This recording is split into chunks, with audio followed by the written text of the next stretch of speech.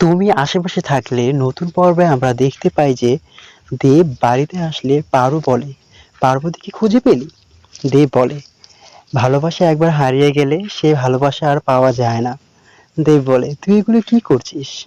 পারো তখন বলে, আজকে তো দেব আর পার্বতীর বিয়ে, তাই তাদেরকে মিলিয়ে দিচ্ছি।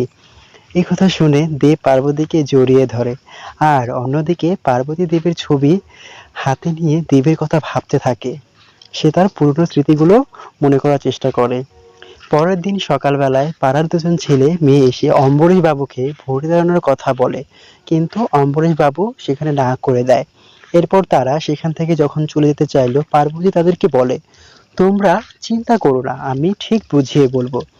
কিন্তু পার্বতী বোঝানোর পরও তারা তো বোঝে না। এদিকে তরুণবাবু বাজার করে আনলে ছদ্মবেশী রণজিৎ তরুণবাবুর কাছ থেকে বাজারের হিসাব চায়।